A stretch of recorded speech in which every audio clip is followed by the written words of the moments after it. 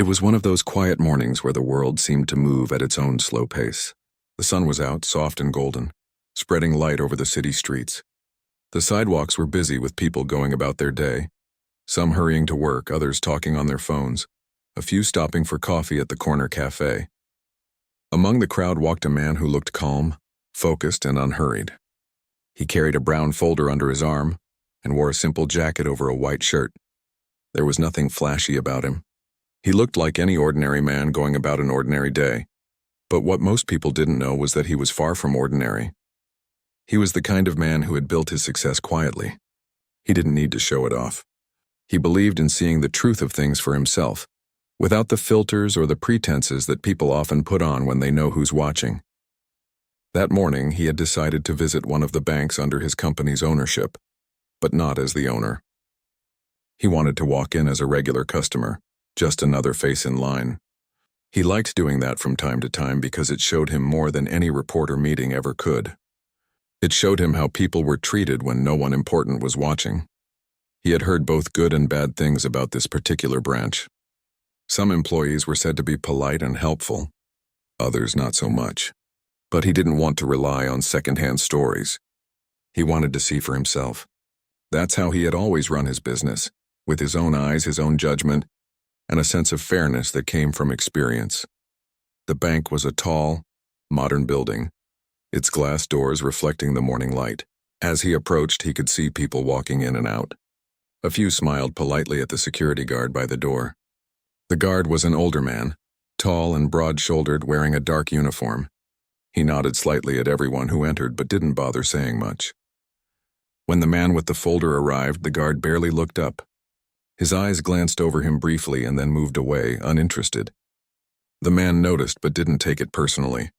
He simply smiled politely and walked inside. The lobby was spacious, filled with the quiet hum of air conditioning and the soft chatter of customers waiting their turn.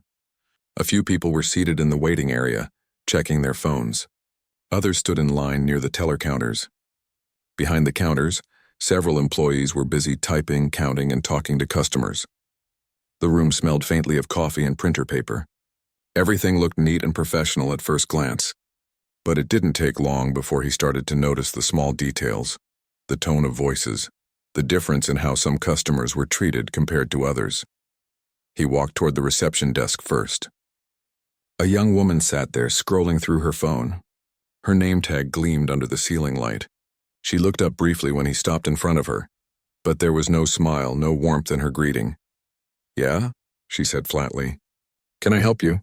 He nodded politely. "Good morning," he said. "I just wanted to make a simple inquiry about one of your savings programs." She sighed quietly and looked back at her screen. "You'll have to wait in line over there," she said, gesturing lazily toward the tellers. "We don't handle that here." He thanked her and turned toward the line. As he walked away, he could hear her greeting the next person who walked in, a man in a suit, with a much friendlier tone. That small difference didn't escape his notice. The line wasn't too long, maybe 6 or 7 people ahead of him. He waited patiently, watching how things were handled.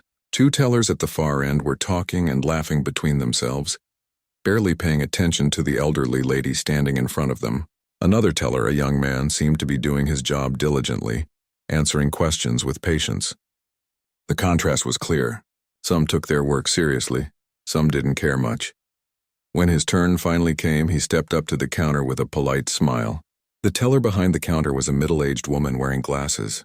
She looked at him for a second, then frowned slightly as if trying to figure him out. "Yes?" she said curtly. "What can I do for you?" He placed his folder on the counter. "I wanted to ask about opening a savings account," he said. "I've been reading about your programs and wanted to understand the process a little better." She nodded, but didn't seem particularly interested. "Do you already have an account with us?" "Yes," he said. "At another branch." "Okay, well then you should probably go back there," she said. "We can't access all your details here." He was taken aback slightly, but kept his tone calm. "I understand," he said, "but I was just hoping to get some general information. Maybe a brochure or something I could take with me." She sighed and clicked something on her computer. "We don't really have brochures anymore," she said. "Everything's online now. You can look it up on our website." He nodded again. "All right," he said softly. Could I at least ask about your minimum balance requirement? I saw something different online. She looked at him suspiciously as if wondering why he was asking so many questions. Are you trying to open some kind of business account? She asked. Because if you are, you'll need an appointment. You can't just walk in. Her tone wasn't just firm, it was dismissive. He could feel the way she looked at him, not as a potential client, but as someone she didn't think was worth much of her time. It wasn't the words themselves, it was the attitude behind them. The little pauses, the way her eyebrows lifted when she spoke, the way her mouth curved when she said, "You can't just walk in." He decided not to argue. "No problem," he said kindly. "I'll look into it myself." He picked up his folder, nodded politely, and stepped aside. The teller didn't say another word. As he walked toward the exit, he noticed how she smiled warmly at the next person in line, a man wearing a blazer and holding a tablet. The difference in treatment couldn't be clearer. He paused for a moment near the lobby, pretending to look at a poster on the wall. He was actually watching how things were running behind the scenes. The receptionist was chatting and laughing with a coworker. A few employees were standing around, doing very little. A mother with a stroller was struggling to fill out a form at a counter, but no one offered her help. The guard leaned against the door, scrolling on his phone. Everything looked efficient on the surface, but underneath there was carelessness. A kind of indifference that comes from people who think no one important is watching. He stood there quietly for a while, observing. A couple of customers walked in after him, dressed in business clothes. They were immediately greeted with smiles and quick service. The contrast was undeniable. The man watched, not with anger, but with quiet disappointment. He had always believed that how people treat others when they think no one is watching says the most about who they are, and today, he was seeing a lot. After a few minutes, he walked over to a side desk where customer service forms were kept. He picked one up and started to write some notes, not a complaint, just observations. He wanted to remember specific details later. The way the receptionist spoke, the way the teller dismissed him, the way the staff ignored the struggling mother. He wasn't judging harshly. He was noting facts. Facts he would later bring up in a meeting that might surprise everyone involved. As he wrote, a man in a suit passed by him and gave a polite nod. The man nodded back. He didn't look out of place, yet somehow, people had decided from the moment he walked in that he didn't belong to the group of important customers.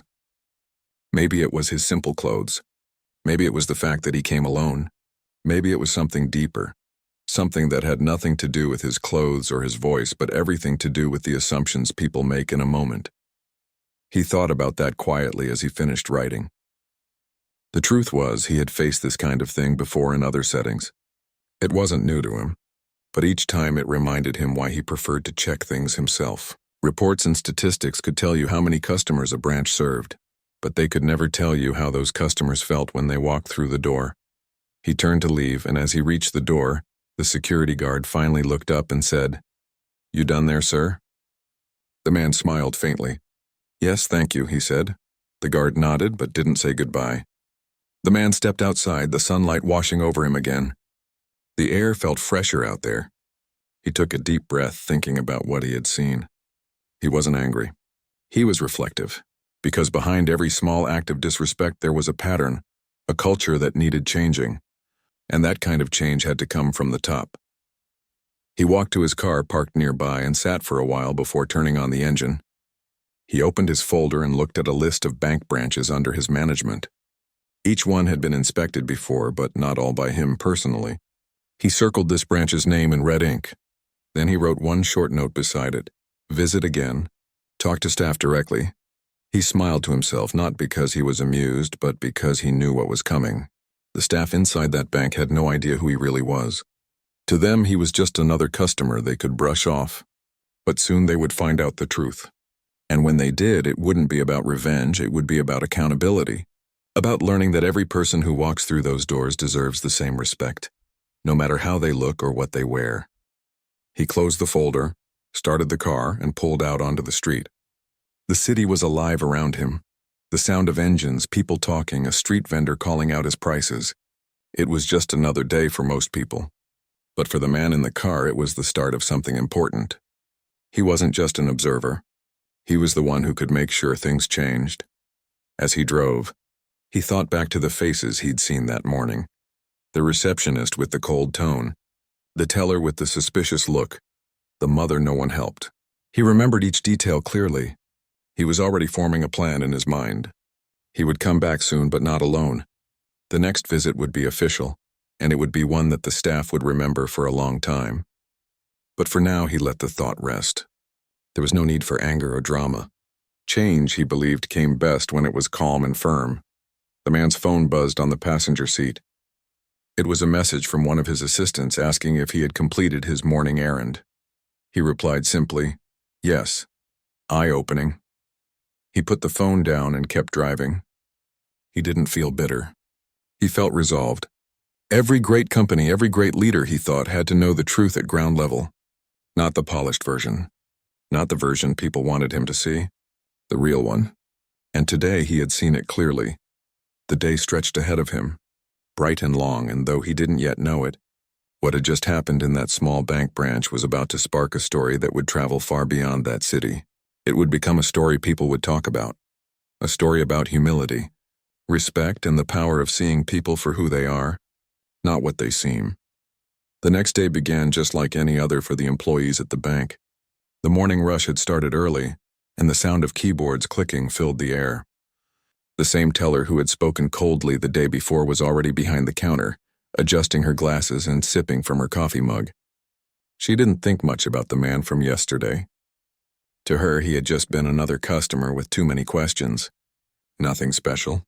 She had seen hundreds like him. The receptionist arrived a few minutes late, but still found time to chat and laugh with another coworker before settling behind her desk. The manager of the branch, a woman who liked to keep things under control, walked in briskly, carrying a folder of reports. She greeted a few staff members, checked the counters, and began her routine. Everything seemed normal. To them, it was just another day of business as usual. Around mid-morning, the door opened and a familiar figure stepped in. It was the same man from the previous day. This time he looked slightly different. He still wore simple clothes, but there was something more purposeful in his walk. He held the same brown folder in his hand, and his face carried the same calm, polite expression.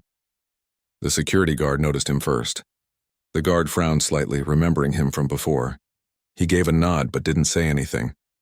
The man nodded back and walked straight toward the counter, waiting patiently behind a few other customers. The teller saw him from a distance and recognized him instantly. She whispered something to the teller next to her, who turned to look as well. They exchanged a quick smirk as if sharing a small joke. The man noticed, of course. He always noticed. He wasn't angry. He was observing. He wanted to see if anything had changed since yesterday, if the same lack of respect and care would happen again. Sometimes he gave people a second chance just to see what they would do with it. When his turn came, he stepped up to the same teller. She straightened in her chair but didn't offer a smile. "Back again?" she said lightly, with a tone that was meant to sound polite but came across as sharp. "Yes," he replied softly. "I was hoping to get a bit more information today, if that's all right." She shrugged. "Like I told you yesterday, sir, you can find most of that online." "I understand," he said.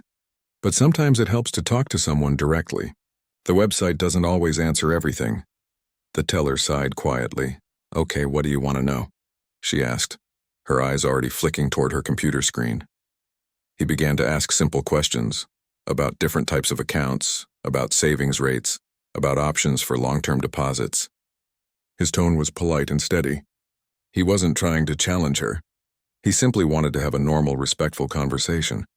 But with every question, the teller seemed to grow more impatient.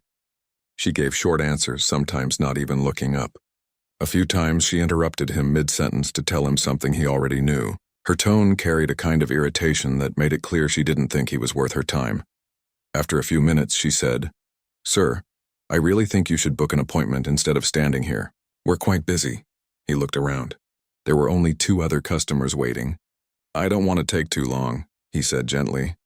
"Just a couple more questions, if that's all right." She hesitated, then leaned slightly back in her chair. "Do you even have an account here?" she asked suddenly. He looked at her calmly. "Yes," he said. "I do. Can I see your ID?" she asked, as if to confirm whether he was telling the truth. He didn't hesitate. He reached into his pocket and handed her his identification card. She looked at it briefly, then frowned. "This says your address is from another city," she said. "That's correct," he replied. "I manage some business there as well. So why come here?" she asked, her tone sharpening. "You could just visit your local branch," he smiled faintly. "Because sometimes it's good to see how different branches operate." She narrowed her eyes a little, clearly not understanding what he meant. "Operate?" she repeated. "What's that supposed to mean?" He didn't answer right away. "It means," he said slowly, "that sometimes small details can tell you a lot about how things work." The teller gave a small laugh. "Well, sir, we all have our own ways of doing things. If you're not satisfied, you can file a complaint." He nodded. "Thank you," he said. "That's very helpful." At that moment, another teller nearby leaned closer and whispered something to her. She chuckled softly, covering her mouth. It was clear they were not taking him seriously. He didn't need to hear the words to understand the tone. It was the same tone people used when they thought they were above someone else. Then the teller said, "Sir, I think we're done here. If you need more help, you can speak to our manager." He nodded again, calm as ever. "All right," he said. "I'd like to do that." She blinked, a little surprised that he had actually agreed. "Wait here," she said quickly, and walked away toward the manager's office. The manager, who had been reviewing some documents, looked up when the teller entered. "Yes?" she asked. "There's a man at my counter asking too many questions," the teller said quietly. "He doesn't seem to have a clear reason for being here." "Maybe you can handle it." The manager frowned slightly. "Is he being rude or causing trouble?" "Not exactly," the teller replied. "Just strange. Keep saying things about how branches operate." The manager sighed and stood up.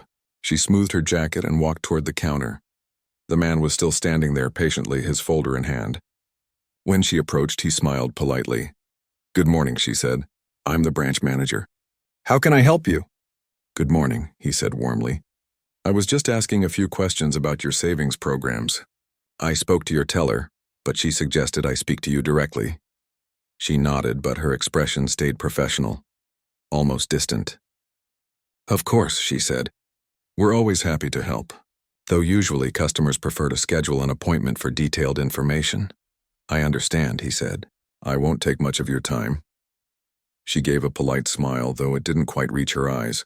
"All right then," she said. "Please follow me." He followed her to a small office. She gestured for him to sit, and he thanked her before taking a seat. She sat across from him, opening her laptop. "So, you're interested in opening a savings account?" she asked. "Yes," he said. "And I wanted to understand what kind of customer service you offer for people who want to manage accounts across different branches."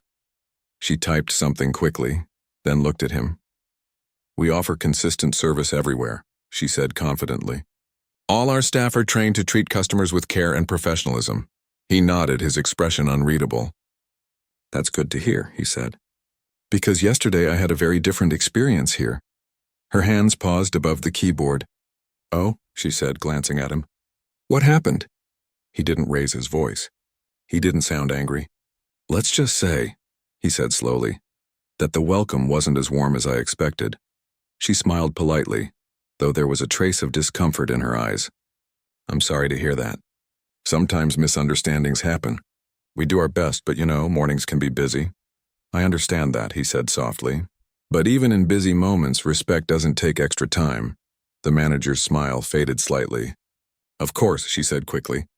"I'll make sure to remind my staff." He nodded, still calm. "I appreciate that," he said.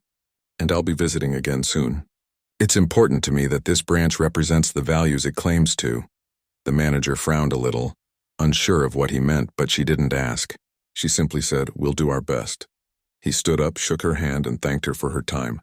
She smiled stiffly and walked him to the door. When he left, she turned to the teller and said quietly, "He's harmless. Probably just one of those customers who likes to test people." The teller laughed. "Yeah, I figured. You should have seen him yesterday." Neither of them thought about it again after that. To them, it was just a minor moment, something they'd forget by lunch. But what they didn't know was that the man they had treated so casually wasn't just any customer. He was the owner of the company that ran the bank, and their careless words and dismissive attitudes had just written their own chapter in a story they would soon regret. Outside, the man walked down the street, feeling a mix of emotions. He wasn't surprised by what had happened. He had suspected it would go this way. But still, a small part of him felt disappointed. He had hoped that perhaps today would be different. That maybe someone would show real kindness without knowing who he was. That maybe the values his company stood for would shine through in the people representing it. But what he saw was the opposite. He stopped at a cafe nearby and sat down with a cup of tea. He opened his folder and began jotting notes again. His handwriting was neat, deliberate. Observed repeated lack of courtesy. Staff unaware of impact of tone. Management avoids accountability. He wrote every detail carefully. Around him, people talked and laughed. The world went on as if nothing had happened. But for him, the events of that morning mattered. Not because of pride, but because of principle. He believed in fairness. He believed that every customer, no matter how they looked, dressed, or spoke, deserved equal respect. And when that simple standard wasn't met, it said something larger about the culture of the place. He sat quietly for a long while, thinking about what he would do next. He could easily have walked away and ignored it. He could have sent someone else to handle it, but that wasn't his way. He wanted to face it personally. He wanted those employees to understand, not through anger or punishment, but through truth, what their actions had really meant. As the afternoon light shifted, he finished his tea and closed his folder. He had made up his mind. Tomorrow he would return again, but this time not as a customer. He would return as himself. And when he did, the tone inside that bank would change completely. He paid his bill, stood up, and walked out of the cafe. The city hummed around him, cars passing, voices echoing in the distance. He didn't look back at the bank. He didn't need to. He knew exactly what was coming next. What the staff saw as just another ordinary customer would soon become the moment they'd never forget, a moment that would teach them what true professionalism meant. But for now, he simply walked away, calm and steady, with the quiet confidence of someone who knew the truth would speak for itself soon enough. The next morning arrived quietly, but there was a sense of purpose in the air. The man woke early, long before the city was fully alive. He sat at his kitchen table with a cup of coffee, looking out the window at the slow rise of the sun. The sky was painted in shades of soft orange and pale blue, and for a few moments he just sat there in silence. Today would be different. Today he wasn't going to be a quiet observer. He had already spoken with his assistant the night before, arranging a short, unannounced inspection of the branch. The assistant had confirmed that no one at that branch knew the schedule. That was exactly how he wanted it. He believed that the best way to understand the truth of a workplace was to see it when people thought no one important was watching. He dressed neatly but not extravagantly. A dark blazer, a clean shirt, polished shoes. He didn't wear anything that screamed wealth or power.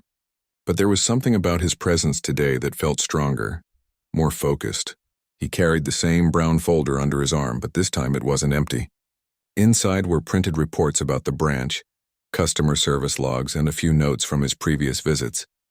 Before leaving, he looked around his apartment one last time. There was a framed quote hanging near the door that said, "Respect costs nothing but changes everything." He smiled at that. It had always been one of his favorite sayings. The drive to the bank was quiet. The streets were still waking up, people heading to work, shopkeepers unlocking doors, buses pulling up to stops. He parked in the same spot as before, across from the branch, and watched for a moment. From outside, the building looked the same. Clean, professional, modern. But inside, he knew the attitude of the staff had painted a very different picture. He stepped out of the car and walked toward the door. The same security guard was there again, standing by the entrance with a blank expression. When he saw the man approaching, his face tightened slightly. "You again?" the guard said. The man smiled politely. "Good morning," he said calmly. "Yes, me again." The guard crossed his arms. "You got some business here today?" "Yes," the man replied. "Very important business." The guard frowned but moved aside. "All right then," he said. "Go ahead." The man thanked him and stepped inside. The familiar cool air of the bank greeted him once more, along with the faint hum of conversation and the sound of keys tapping. The receptionist was at her desk, her eyes glued to her phone again. She didn't notice him until he was already standing in front of her. When she finally looked up, her expression changed quickly from blank to mildly annoyed. "Yes?" she said, not hiding her impatience. He smiled gently. "Good morning." I'd like to speak with the branch manager, please. She raised an eyebrow. Do you have an appointment? No, he said, but I believe she'll want to see me. She sighed, clearly not convinced. The manager's busy. You'll have to wait, that's fine, he said. I'll wait. He stepped aside and took a seat in the waiting area. A few customers glanced at him curiously, but he just sat quietly looking around. From where he sat, he could see the same tellers as before, chatting lightly and laughing between serving customers. The teller who had been rude to him was there too, speaking to someone with that same impatient tone. Time passed. 10 minutes, 15, still no one came. The receptionist didn't even check if the manager was available. She seemed to have forgotten he was waiting. Finally, after 20 minutes, he stood up and walked back to the desk. Excuse me, he said gently. Could you please let the manager know that I'm here? The receptionist looked up, irritated. Sir, I told you, she's busy. You can't just... Before she could finish, the manager herself appeared from the hallway, holding a tablet. She saw him immediately, and her face registered surprise. Oh, she said quickly. It's you again? Yes, he said calmly. I was hoping we could have a quick conversation.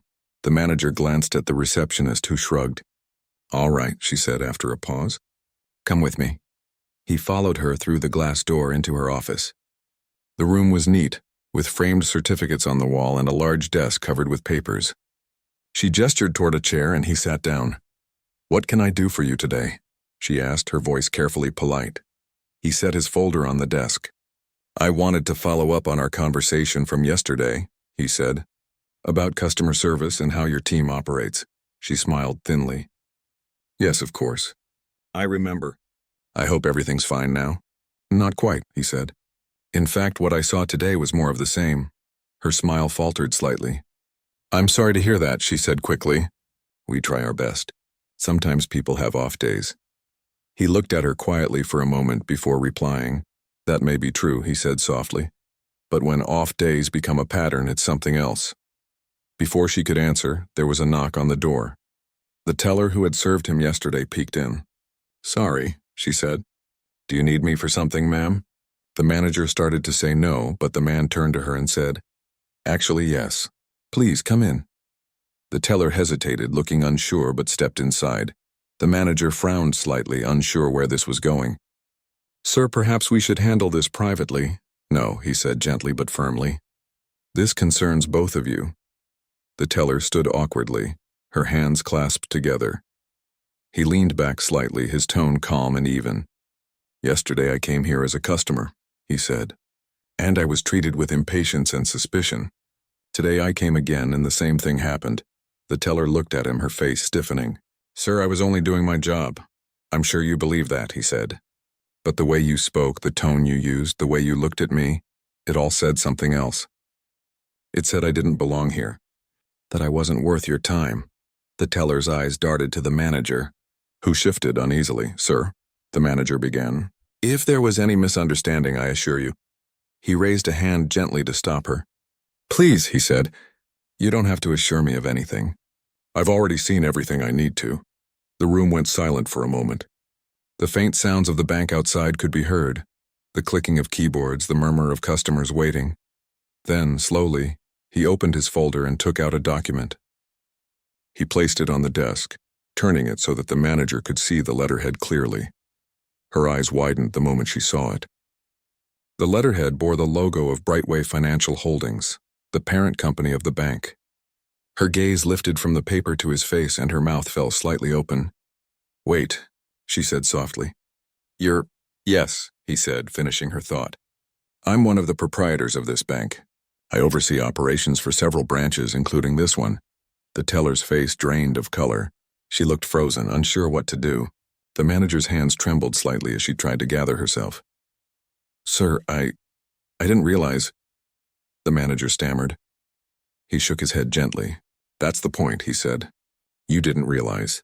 And yet how you treat someone shouldn't depend on who they are. Neither woman spoke. The air in the room felt heavy. He continued, his tone steady but firm. I visited this branch twice, not to test you, but to understand what kind of experience our customers have here. What I found was disappointing. Not because of one mistake, but because of an attitude. A lack of basic courtesy. The teller's eyes filled with tears. Sir, I didn't mean to be rude, she said softly. I believe you, he said gently. But intentions don't erase actions. People remember how they're treated, especially in places where they trust their money. The manager swallowed hard. We can fix this, she said quickly. We'll do better, he nodded. I hope so, he said. Because what I saw today isn't just about bad manners. It's about culture. If the culture in this branch allows people to dismiss customers based on how they look or how they speak, then something deeper is wrong. He stood up, closing his folder. I'll be speaking with the regional director this afternoon, he said. There will be a review of this branch's operations and staff conduct. I'll also be arranging a customer service retraining program. The manager stood too, her face pale. Of course, sir, she said quickly. We'll cooperate fully. He turned toward the teller. I'm not here to humiliate you, he said softly. But I do want you to think about how many people might have walked in here and felt what I felt. Dismissed, judged, unseen. You can't undo the past, but you can change what you do next. The teller nodded weakly, wiping at her eyes. I understand, she whispered. He gave a small, kind nod. That's all I needed to hear. As he turned to leave, the entire office seemed to hold its breath. When he stepped back into the main lobby, the atmosphere shifted immediately. The staff, who had been laughing moments before, went silent as they saw the manager following him out. Word spread quickly through whispers. Who he was, what had just happened. The receptionist's eyes widened when he passed her desk. She straightened up quickly, her phone forgotten. Good morning, sir, she said nervously. He looked at her for a moment and said gently, It's still a good morning if you make it one for everyone. Then he walked toward the door. The security guard opened it for him without a word this time, bowing his head slightly as he passed. Outside, the sunlight felt warmer, softer. The man stood on the sidewalk for a moment, breathing deeply. He wasn't proud or satisfied, just thoughtful. It wasn't about power. It was about principle. He knew that the conversation inside that office would ripple through the entire branch by the end of the day. Maybe some would be embarrassed. Maybe some would be defensive. But a few, he hoped, would truly reflect on what had happened. As he walked back to his car, he thought about something his mentor once told him years ago. The true test of character isn't how you treat the powerful, but how you treat the powerless. He had seen enough to know how true that was. When he drove away, the bank behind him looked the same as always. Shiny glass, clean walls, professional signs. But inside, things were different now. People were whispering, managers were thinking, and lessons were settling in. He didn't need to raise his voice or threaten anyone. The truth alone was powerful enough. And though the morning had begun like any other by the time he left, everyone inside that bank had learned something important. That respect isn't a rule written on a wall. It's something that lives in the way you treat people every single day. The day after the quiet confrontation, the bank opened as usual, but there was a strange feeling in the air. The staff came in at their regular time, but they weren't their usual selves. The teller, who had been rude before, looked pale and distracted. She kept replaying yesterday's moment in her head, the look on his face when he revealed who he was, the calm tone in his voice, the weight of his words. She barely slept the night before. The receptionist, too, had heard what happened. Word had spread quickly after he left. Everyone in the branch was talking about it in hushed voices. No one wanted to say too much, but they all knew the same thing. The man they had dismissed, ignored, and quietly judged wasn't an ordinary customer. He was one of the top people in the company, the very person who signed off on their paychecks, the one whose name appeared on internal emails that most of them never bothered to read. The manager arrived early that morning, looking more tense than usual. She walked through the branch with a forced smile, trying to keep everyone calm. Let's just do our jobs, she said softly to the team. We don't know what's going to happen yet. Maybe he's already forgotten about it. But deep down, she knew better. People like him didn't just forget. They noticed, they remembered, and they acted. She felt her stomach twist every time her phone buzzed, half expecting a call from the regional office. At exactly 10 in the morning, the call came. She was sitting at her desk when the phone rang. She glanced at the caller ID. It was the regional director. Her heart skipped. Good morning, she said, trying to sound steady. Good morning, came the voice on the other end. I hope everything's well at your branch? Yes, everything's fine, she replied quickly. Good, the director said, because we'll be there shortly. We're having an unscheduled staff meeting this morning. Please have everyone gathered in the main conference room by 11. The manager froze. Everyone, sir? Yes, the director said. Everyone, she hesitated. Is he coming? There was a short pause on the other end, and then the voice said quietly, Yes, he'll be there. The call ended. The manager sat in silence for a long moment. Then she stood up, took a deep breath, and stepped out into the main lobby.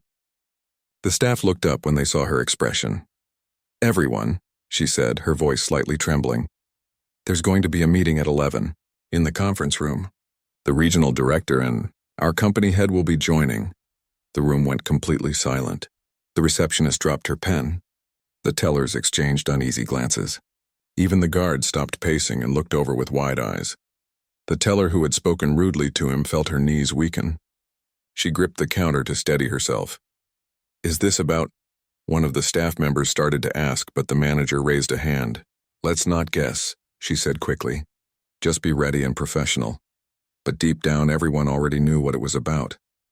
The next hour moved painfully slow. The staff tried to go about their work, but their nerves showed. They double-checked every form, smiled extra hard at customers, and spoke more politely than they had in months. The manager walked around, pretending everything was normal, but she could feel her heart beating faster with every passing minute. At 5 minutes to 11, the conference room began to fill. The long table was surrounded by anxious faces. The staff sat quietly, whispering to one another in low voices. The manager stood near the front, trying to compose herself. Then, right on time, the door opened. The regional director entered first, holding a file. Behind him came the man himself, the same man who had walked in days earlier as a quiet, unknown customer. But today, everything about him seemed different. He wasn't angry or proud. He simply carried himself with quiet authority. His expression was calm, his steps steady. The room fell completely silent. The regional director began to speak. Good morning, everyone, he said. We're here today for an important discussion.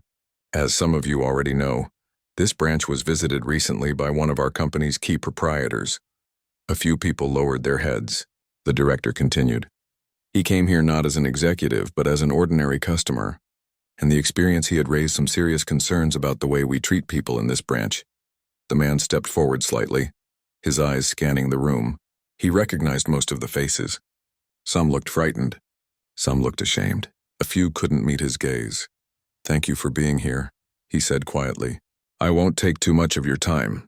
His voice was calm, even gentle, but it carried weight. Every word seemed to hang in the air. When I came to this branch, he began, I didn't introduce myself. I didn't wear a suit or arrive with an assistant.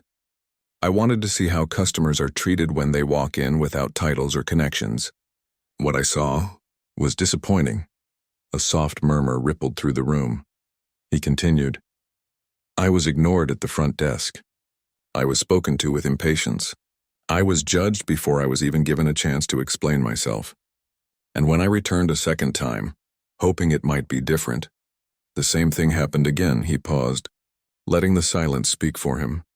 The teller who had been rude before couldn't stop her eyes from welling up. Her hands were shaking. The manager looked like she wanted to disappear. I don't share this to embarrass anyone, he said softly. I share it because it matters. Every customer who walks through those doors deserves respect. Not because of what they wear. Not because of their position. But because they're human. Because they trust us with their money, their time, and sometimes even their hope. He took a slow breath. If we can't offer kindness and patience in return, then we fail. Not just as a bank, but as people. The room was utterly still. Even the hum of the air conditioner seemed distant. He looked toward the manager. You've built a branch with potential, he said. But somewhere along the way, the values we claim to stand for got lost. Efficiency is important. Accuracy is important. But respect is what keeps people coming back. The manager nodded quickly, her eyes filled with regret. You're right, sir, she said softly. We failed you, and we failed our customers. But we'll do everything to make it right. He nodded once. That's good to hear. Because I believe people can change. I didn't come here to fire anyone. I came to remind you why this job matters. He turned toward the staff. Do you know how many customers walk in here every week feeling nervous? People who don't understand banking terms, who are afraid of making mistakes, who just want someone to guide them without judgment. That's your job, to make them feel safe, to treat them the way you'd want your own family to be treated. One of the younger tellers looked up, nodding slowly. You're right, sir, she said softly. Sometimes we forget that. He smiled faintly. We all forget sometimes. But forgetting is dangerous in this business, because people remember how you make them feel long after they forget what you said. He walked slowly around the table, his steps quiet. I'll be honest with you, he said. What happened here hurt me. Not because I was disrespected, but because it told me that we've let something slip through the cracks. I started this company with a simple idea, that banking should be about people, not numbers. That's why I still do these visits myself, because I need to see if that idea is still alive. He stopped near the end of the table and looked at the teller who had treated him poorly. She lowered her head immediately, tears slipping down her cheeks. I know you didn't mean harm, he said gently, but I hope you understand how your words can affect someone. Sometimes a small moment can change how people see our entire organization. She nodded quickly. I'm so sorry, sir, she whispered. I'll never treat anyone like that again. He gave her a kind look. That's all I ask. Learn from it. Be better tomorrow than you were yesterday. He turned back toward the rest of the staff. From this week onward, we'll be holding customer service workshops for every employee. Not as punishment, but as a reminder, because this branch will only be as good as the hearts of the people who run it. The regional director nodded in agreement. That's right, he said. We'll make sure this branch becomes a model of how service should be done. The man smiled slightly. That's all I wanted to hear. He closed his folder and looked around the room one last time. Thank you for listening, he said. And thank you for being willing to change. I believe in second chances. I've made mistakes myself in the past and I've learned from them. This is your chance to do the same. Then he added quietly, one day another customer will walk through those doors looking for help. You won't know who they are. You won't know their story, but you'll have a choice to treat them with respect or to treat them like they don't matter. I hope when that moment comes you choose the right way. The staff sat in silence, some with tears in their eyes, some nodding slowly, all deeply affected. He smiled gently. All right, he said softly. Let's get back to work. We've got people to serve. He turned and walked toward the door. As he reached it, the entire room stood up.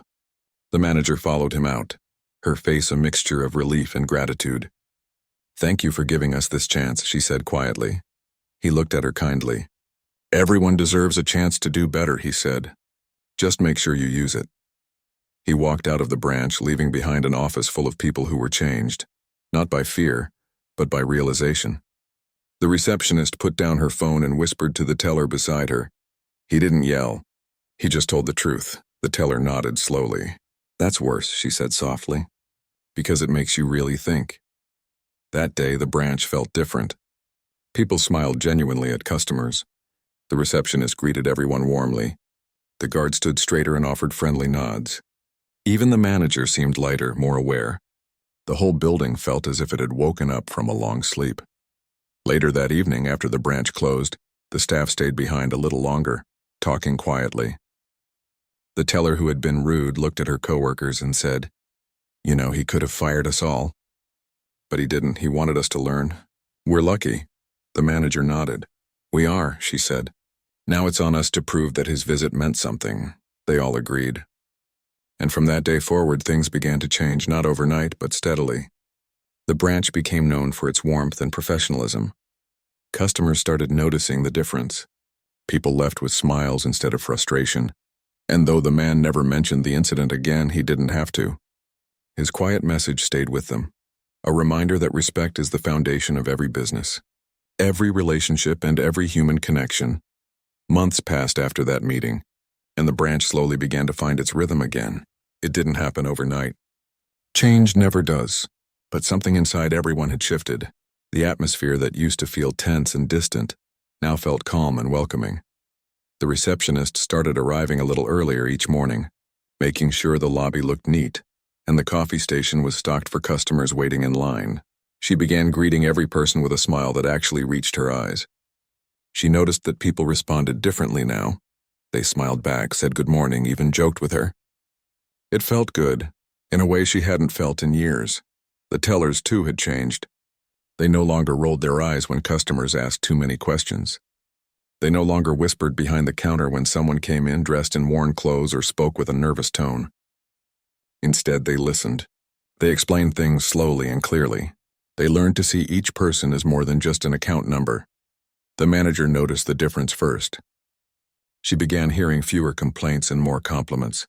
One customer even wrote a letter to the main office saying how kind and patient the staff were. It was a small thing, but it felt like proof that the lessons from that painful day were actually taking root.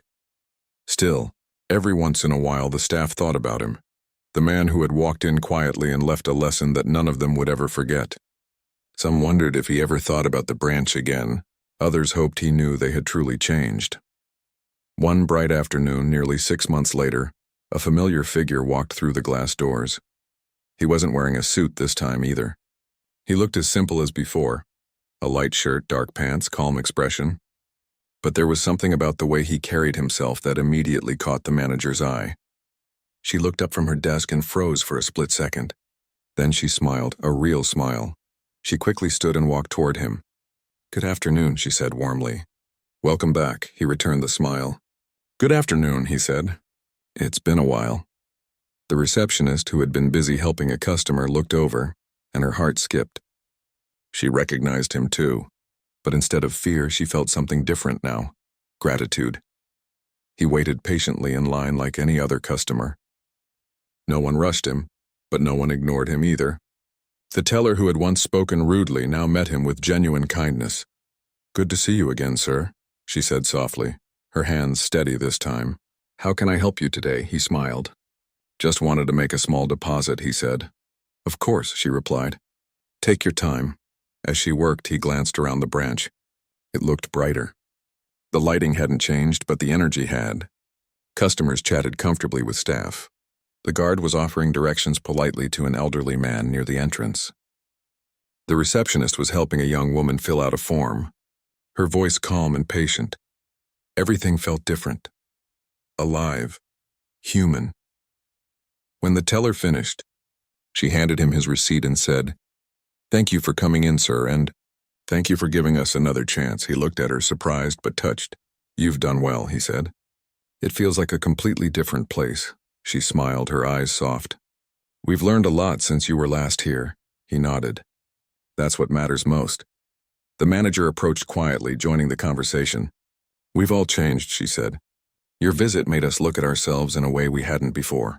It wasn't easy, but it was necessary." He gave a small, approving nod. "I can see that. It's not about perfection, it's about effort. I can feel the difference the moment I walked in." The manager looked around the branch with quiet pride.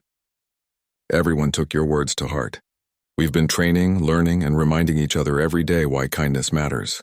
He smiled. "That's good to hear. You'd be surprised how far small kindness can go in building trust." They spoke for a few more minutes. Not as a boss and an employee this time, but as people who shared a lesson learned through humility. Before he left, the man turned to the staff gathered nearby. "I just want to say thank you," he said. "Thank you for taking the message seriously. What I saw today makes me proud. You've made this place what it was always meant to be." There was quiet applause from the staff, not loud or forced, but genuine. After he left, the manager gathered everyone together. "You know," she said, "that moment right there, that's what it's all about. Not the titles, not the targets, not even the numbers we report every week. It's about people." That's what he reminded us of. And that's what we'll keep remembering. Everyone nodded in agreement. The teller who had once felt ashamed now felt something else: pride. She knew she couldn't undo the past, but she had built something better in its place. From that day on, the branch became known across the company as the friendliest one in the region. New employees were sent there for training, not because it was perfect, but because it was real. A place that had been through mistakes, learned from them and come out stronger. Sometimes, the staff would tell the story to newcomers, carefully, respectfully, not as gossip but as a reminder. They'd say, "Once we forgot what kindness meant. And someone had to teach us the hard way. But we learned, and we'll never forget again." Customers began to notice the warmth that hung in the air when they entered. People who had stopped coming years ago returned. One elderly man said, "I don't know what changed here, but it feels good walking in now. You people treat me like family." The staff smiled every time they heard words like that. It meant their efforts were working. And somewhere in another office downtown, the man who had once been turned away from his own branch received regular reports. Every month he read the updates. Higher customer satisfaction, better reviews, increased traffic. But those numbers weren't what made him smile. It was the handwritten note that came attached from the manager every quarter. It always ended with the same line: "We haven't forgotten your visit. Thank you for reminding us what respect really means." He kept those notes in a drawer. Sometimes, when his days were long and the meetings endless, he'd open that drawer and read one.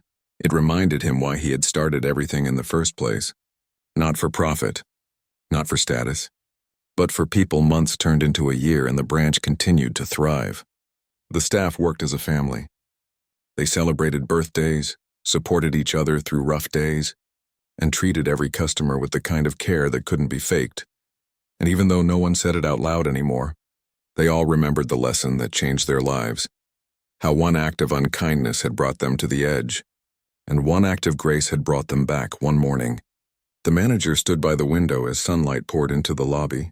She watched as a young man in worn clothes walked hesitantly through the doors, holding a crumpled envelope. He looked unsure, almost nervous.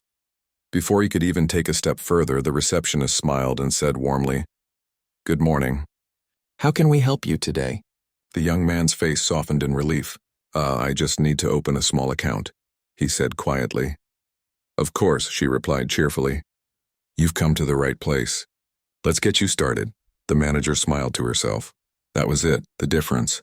No hesitation, no judgment, no coldness. Just simple human kindness. Later that evening, when the day was done and the last customer had left, the staff gathered for their end-of-day routine. Someone joked about how busy it had been. Someone else laughed about a funny customer story, and the air was light with laughter and friendship. The manager looked around the room and said quietly, "I think he'd be proud if he saw this today." Everyone nodded. One of the tellers said softly, "He gave us a second chance, and we made it count." There was a peaceful silence after that, not sad, just full of meaning, of understanding, of quiet gratitude. As the lights dimmed and the door locked for the night, the branch stood as a symbol of something deeper than banking, a reminder that respect and empathy can rebuild anything, even a broken reputation. And though the man who owned it all had moved on to other projects, his quiet lesson still lived there in every smile, in every kind word, in every moment of patience shown to a stranger. Because in the end, what he had wanted them to learn wasn't just how to serve better, but how to be better as workers, as teammates, as people.